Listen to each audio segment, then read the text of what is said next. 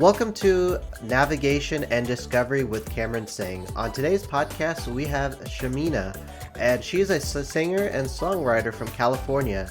And I've been following her work for several years now, and she has grown so much in the music industry, and her voice is really awesome. And you can find some of her music on Spotify, and I'll provide the links after the podcast. But you're going to hear from Shamina and her journey into music and how that started. And you're going to enjoy this awesome podcast interview that we have with her. So I really hope you enjoy this podcast episode with Shamina. Well, thank you so much, Shamina, for being on the podcast today. Appreciate your time. Yeah, thanks for having me. I'm excited.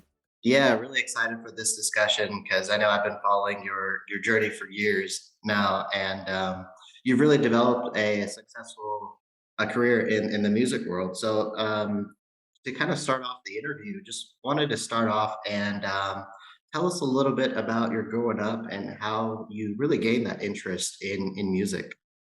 Yeah. So I grew up in a really musical household, a lot of creativity, a lot of encouragement to just create and not be shy about sharing it and getting feedback. I have a pretty cool like family musical background that I come from. So I'm Assyrian, but we don't have a country. So Assyrians are spread out around the Middle East. My family comes from Iran. And in Iran, my dad and my uncle were both super musical.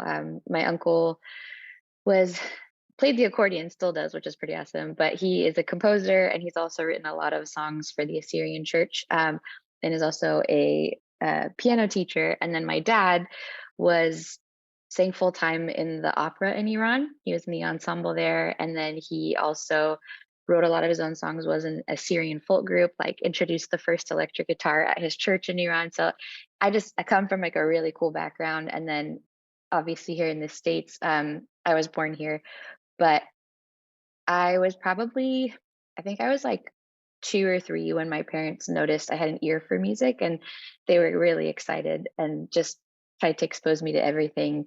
And so I listened to whatever my dad listened to, and my dad was always excited to have me like participate in stuff with him. So I started writing at a really young age, thanks to just their encouragement. Like, I don't know how it is for you, but in like Middle Eastern households, there's this stereotype that's like, oh, go be a doctor or a lawyer, an engineer, or whatever. And fortunately, I was free of those pressures or those expectations. Like my parents wanted me to work hard and understand that value, but they never made me feel bad about my desire to create music and my love of it, and clearly saw that I was drawn to it. So they actually encouraged it a bunch, even when I was too shy. So I started writing really early on. I started playing piano around like 8, however old you are in 2nd grade. I can't really remember right now. My uncle was my piano teacher. I grew up singing in church. And then when I was 9, I wrote my first worship song on the piano. And I still remember all of it. And it's super cheesy, but you have to remember where you came from. And then when I was about 12 or 13, almost 13, I really wanted to play guitar, and I wanted to stop playing piano because I just didn't think it was cool. And my parents said, well, if you want guitar lessons, you have to continue with your piano lessons. And I said, fine, I'll quit piano and I'll teach myself guitar. And then I fell in love with piano like later in my teens all over again, but continued both instruments and just have been writing since I was basically 9 years old. And for the first however many years, it was all just like personal worship stuff. And then when I was about 18, started finding myself really interested in like the TV film world and just like fun indie pop stuff and exploring that as a writer. And I wrote mostly from guitar at that point, and all the while just being a part of worship teams in church and serving in that way. And then again, somewhere in my early 20s, just realizing so much of my writing is still inspired by my faith and by scripture, by theology, and I can't hide that. And I would either write in metaphors or write with symbolism. And then at some point, I was like, this is just who I am, and I'm going to create whatever comes out of me naturally. So at this point, I've had a really cool blend of opportunities where I've gotten to write for other people that hasn't necessarily been faith based or like for projects for like a pitch for a potential try to get your song played on the show or whatever it is. And my own music for the last however many years has continued to be very openly about my faith, but true to my writing voice, which is that's the that's the quick version of it. But that's how I got thrown into it, and I haven't looked back. So I'm super grateful to my parents for that. Well, that's awesome. Well, at what point, because I know it seemed like growing up, music was always a part of your Mhm. life, but at what point did you know that this is what you're gonna do as like your lifelong ministry or career? Yeah, I don't know that I actually knew. It Mhm. was always normal, like serving in church and being in music in some capacity is just always the norm because that's what I saw my uncle do and my dad do. And even though my mom isn't as musical as my dad, she like, as far as like serving and being creative, she's very creative um, from like a design standpoint. That just always was wrapped into whatever we were doing. As far as the career option, when I was finishing up university, so I started out a music major at San Jose State. I had a partial scholarship for vocal performance major. And I had like a quarter life crisis or like a one-fifth life crisis at that point. I'm like, I don't know that I want to do music classically. I don't know that I want to do it like this. And kind of went undeclared for a while. And then I was serving at my church at the time with high school students, with specifically through like helping build a student worship band. And I thought, hey, I love students, I love ministry, and I love music. Maybe there's an option, at least with like students in ministry in teaching. And so I actually got my degree in teaching to be a middle school math teacher, um, which I never actually put into practice because I was working part time at church throughout university. And then when I graduated several months later, was offered a full time position in the worship department. And essentially was a full-time musician through that, and I still got to serve with students, and I got to serve the church musically, um, and that was the first time that I guess I was like, "Hey, I'm paid to do music, make music in all these different ways," and, I loved it, and as far as, like, my own music went, I still continued doing that, so I would save up, work on projects on the side, but yeah, out of university, I never, like, planned to go into vocational ministry specifically, even with, musical worship, but it worked out that way, and I'm really grateful. So I'm sure your journey pursuing music, of course, came with some challenges. So what were some of the challenges that you faced kind of pursuing this music journey?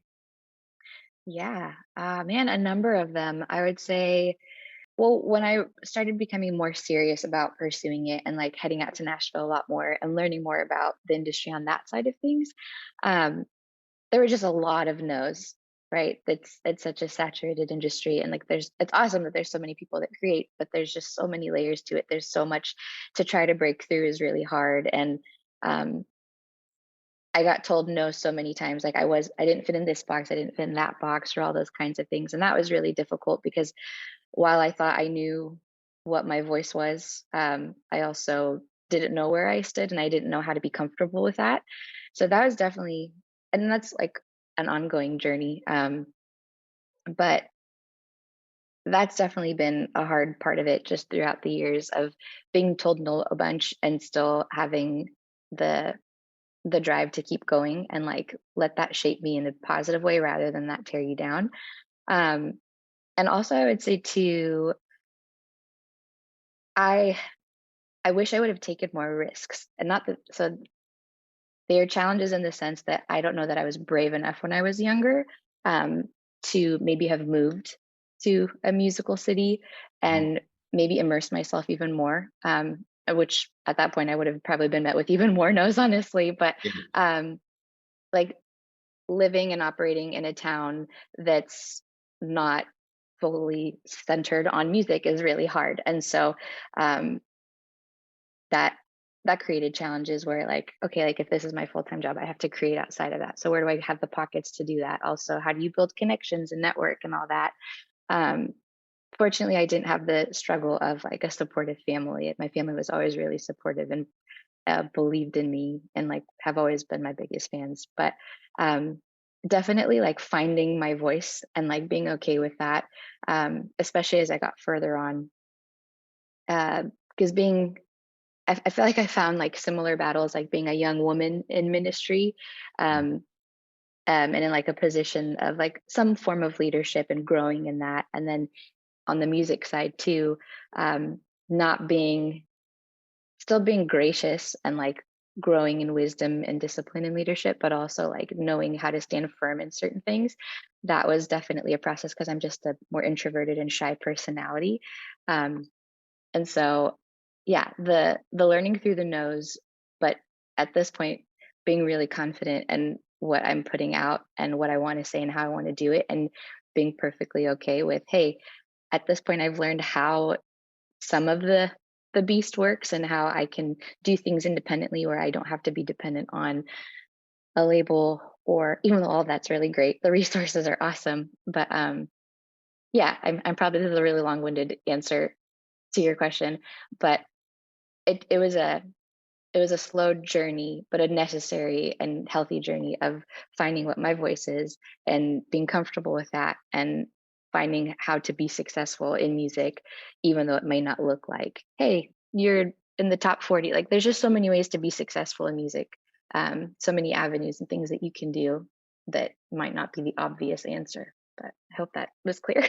No, that was good. I mean, it's awesome to hear, especially from a musician, to kind of hear what the journey is like, because oftentimes we see people on a music video or something and they're like, oh, they're so amazing, but not realizing the journey that it took them to get there to that point, in not only writing the song but recording it and then doing the music video. Hmm.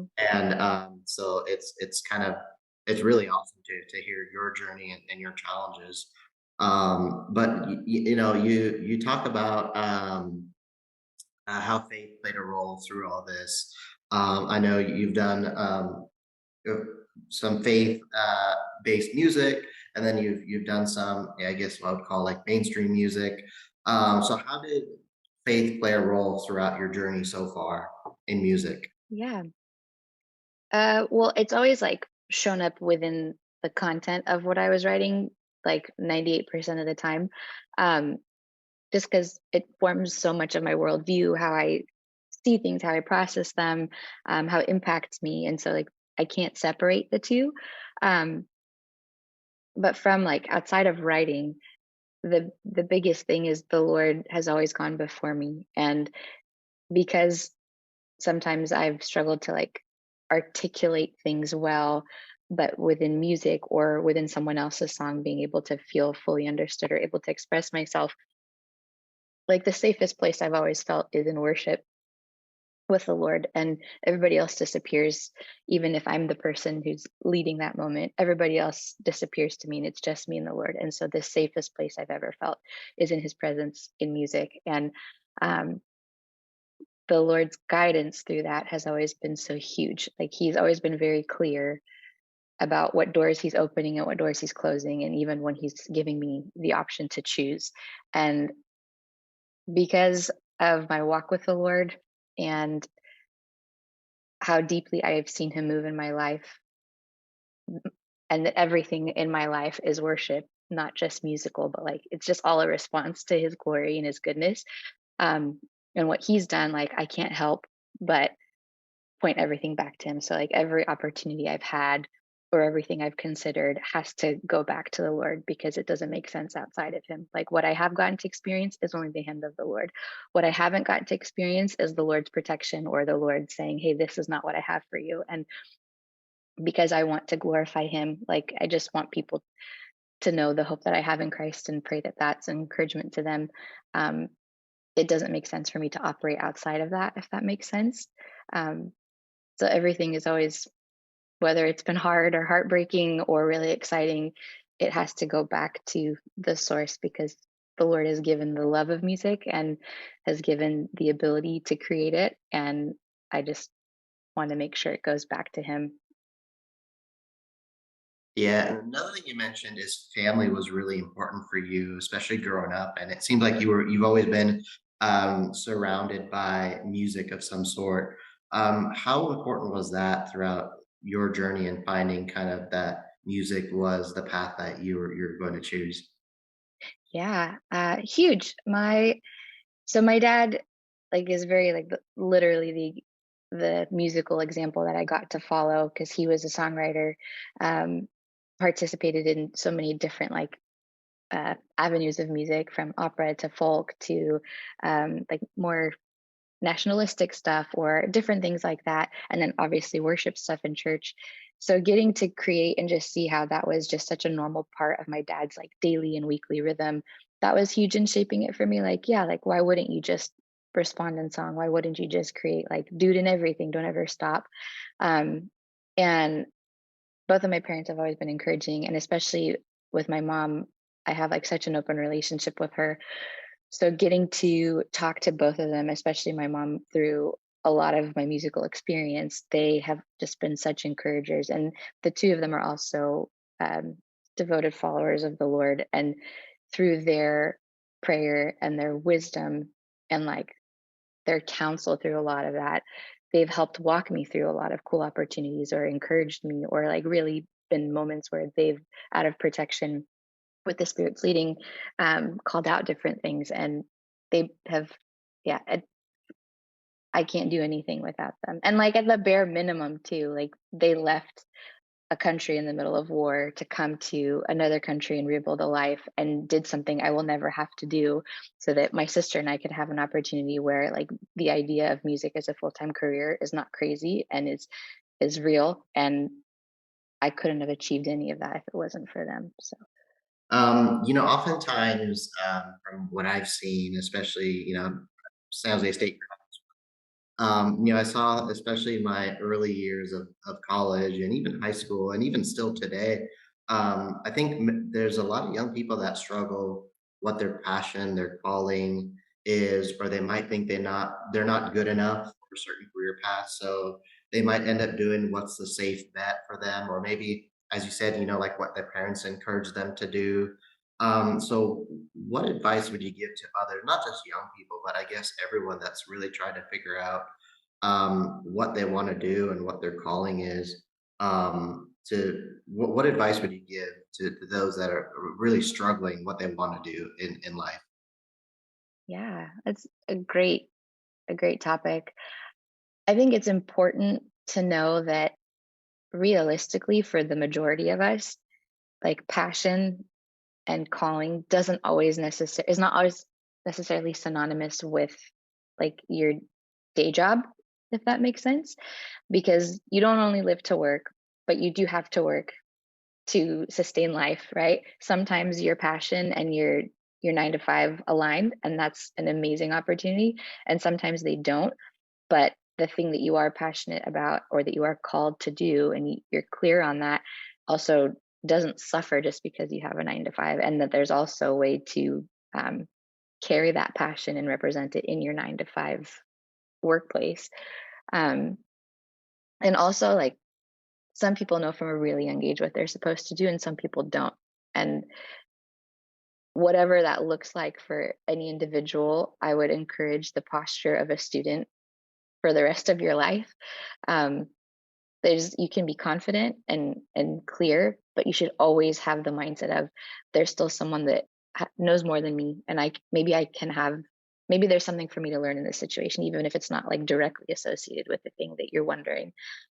So to be curious, um, know yourself, but definitely be curious and have the posture of a student and see what you have to learn in those. And it could be like, I definitely went the slow route. I moved like a snail, like definitely was working the entire time, but there are certain things that had they come sooner for me, it would not have been the right time. Maybe ability wise, I could have met the moment, but um, character or maturity wise, I wasn't prepared, or vice versa. And so I know the Lord is very purposeful in all of those things. But yeah, it's just because you have to work a regular job, like 99.9% of the people in the world have to do that. And that's just a part of daily life. But also be disciplined to protect time and pockets to do the thing that you are passionate about. And maybe they align, maybe they don't, but it doesn't mean that you stop doing it. So, Well, I'm sure there are people listening to this interview right now, and they're like, "Oh, how can I connect with you and your music?" Let's take a pause. Share, like, how can people connect with your music and all the work that you're doing? yeah. So music wise, everything is found on all the streaming platforms, Spotify, Apple Music. I think people still use Pandora, YouTube, it's all over. But I always gravitate towards Spotify for sure. But all my projects are out there. I have a YouTube channel as well with videos. And then online, just Shamina Music is my Instagram handle. Um, if you come across a Shamina that's belly dancing, that is not me. I couldn't lock in the Shamina music or the Shamina handle for everything. So just know if that's what you come across, that's not me. I cannot move like that. I'm not that talented. But yeah, online you can find me, and Spotify is probably like the main thing I would point people to.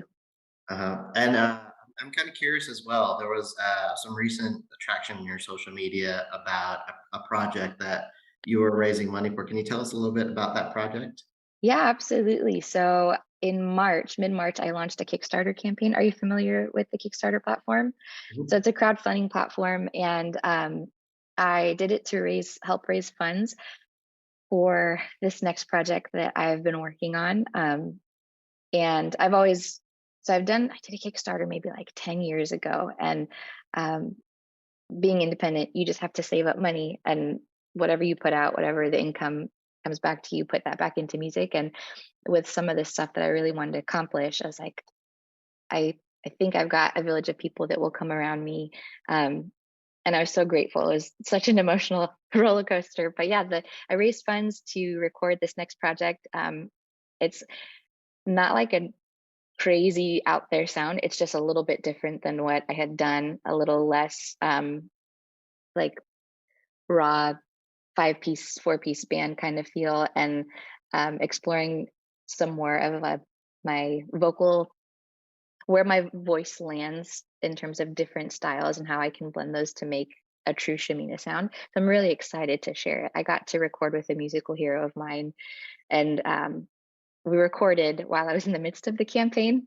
And that was also a trip, like committing to something that I wasn't fully funded for yet. But the Lord provided in the last day, and I'm really excited.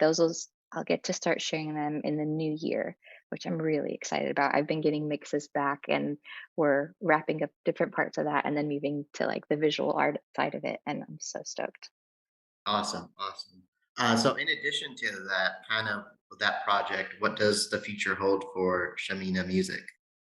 Yeah, so I will be releasing music at the start of next year, and I'm a purist. I love albums. I know that they're purposeful behind the heart of the artist, but not everybody listens to an album all the way through. And so while it will technically all be under the same umbrella, I'm just releasing singles.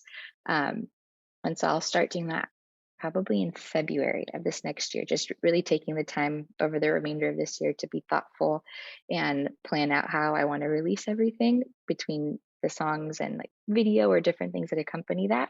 But that'll be in February, and it'll be 5 singles.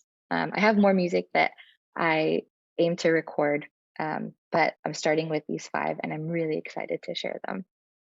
Awesome. So what would you say is your favorite project or song so far that you put out?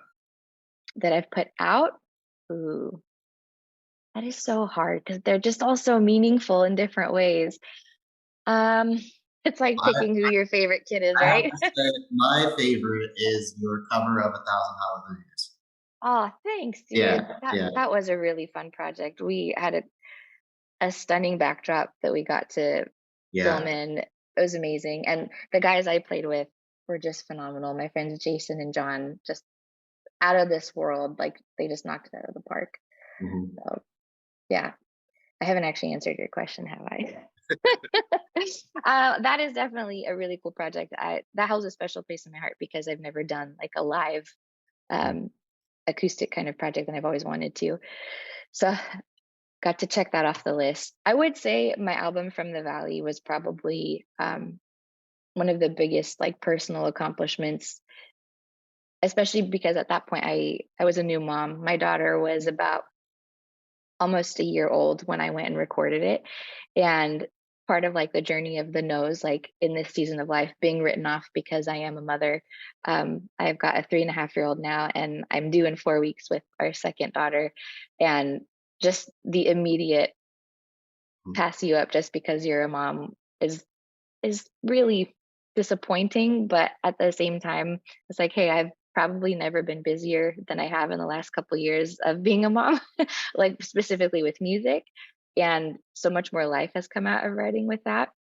So that album in particular was a really huge accomplishment for me because I did that as a new mom. And a lot of those songs just captured, well, the entire album captured a really specific season of my life that I'm grateful to be on this end of, getting to still sing them and like what the Lord brought me through. And my biggest like streaming song online is the song off that album called God Who Saves. It passed 1 million streams just a couple months ago. And that just, it felt like so unattainable because there's so much out there. But the fact that a song that meant so much to me, and really having no connections as I was putting music out there and that like reaching people, that's just kind of captured a really neat season of like personal accomplishment, personal growth for me. So I would say that album. And then the guys I worked with, again, that whole studio experience at Yeah. the Smokestack was just unreal, like unreal talent, so caring of me and of my songs, and just an absolute blast. So Yeah, that's awesome. You mentioned, you're getting busier now. You have a family with 2 kids. How do you manage it all and balance being a mom, musician, wife, and whatever roles that you play? How do you achieve that balance? yeah, right. Yeah. I don't know that there's a formula. It's literally like a week by week check in calendars, figure out like what are the appropriate seasons to say yes to things, the appropriate seasons to say no. Mhm. And so like really keeping some ambitions in check with the reality of life. And then back to like the discipline of carving out time, even if I didn't have kids, like I would still have to be disciplined of putting aside time to work on these things. Like I can't just ride on, oh, well, I'm talented or I have a natural ability. Like that doesn't get you anywhere. So same thing kind of carries over into this season. I have to really like map out my time, partner with my husband, who's like, he's, my husband's actually tiptoeing over here on the other side, but really partnering with him because he's been Yeah. such a huge support, because not all partners are that supportive. Figuring out what makes sense within our family schedule, my schedule, to do this and that. Like I went to Nashville for a week in March, and there's a lot of logistics in that. And so it just takes a lot of communication and just way more patience, because even as a, anytime you create something or there's a product that you're excited about, you want to put it out immediately, but you do have to sit on it for a while. And it's just a season of being patient and knowing that the wait is worth it as like you pour into it in time. Yeah. Well, that's awesome. One of the as we kind of wrap up this interview, I really wanted to know kind of your mindset and like your why. Why is it that you continue to create music and do what you do? And this might be a two-part. And as you're writing, what's kind of in your mindset? What is it? What is it truly that's on your heart to continue creating music and sharing the music that you've been for years? Yeah, I would say the biggest why for me, um, particularly with music and what it's meant in my life, is like life isn't, the line that always like runs through my head is life is incredibly hard and Jesus is immeasurably good. And that's essentially what like songs do for me, what music does for me, that in the midst of trial or triumph, that for me is always tied back to the Lord and the hope that I have in him and what I've seen him do and what I'm still praying with expectancy to see him do. So the biggest why for me is to encourage others of the hope I have in Christ. Like even if it's not like necessarily an obviously faith-based song, who I am is still informing what I'm putting out there. And the biggest why for me is to encourage others and to glorify God in the process. Mm, that's awesome. So one more time, how can people connect with your music and all the work that you're doing? Yeah, you can find me on Spotify, on Apple Music, all online streaming platforms. Just type in Shamina and you'll see me pop up. And then online, I'm at Shamina Music, and you can find me everywhere. Yeah, and then if you're listening to the podcast, you'll see in the description of the podcast a link to Shamina's website where you can connect with her Spotify and wherever music is streamed. So, Shamina, it was really an honor to chat with you and take a deep dive into a life of a musician. So it was great. Thank you so much for having me. This has been an honor for me. Thanks so much, man. Yeah, thank you so much, and pray that your future continues to be successful as it is today. Thank you, dude. All right. Well, thank you so much for tuning in to Navigation and Discovery with Cameron Singh. I hope you're able to learn from Shamina's story about her journey in becoming a musician and continuing to do the work being a singer and songwriter. And if you want to connect with Shamina and some of her music, you can go to shaminamusic.com, and that link is also in the podcast description on the podcast platform that you're listening on, and you can connect with her music on Spotify and also connect with her on social media as well, and she's also on Apple Music.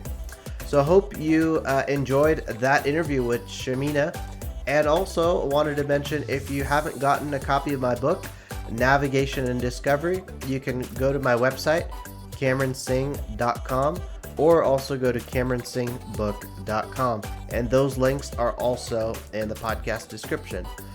We thank you so much for tuning in to the podcast, and feel free to check out some of the episodes, previous episodes on the podcast. We've had some awesome guests from all different walks of life, and that's really the purpose of bringing these interviews to you, hoping that you can learn from these different stories and apply some of the lessons learned to your life wherever you're at.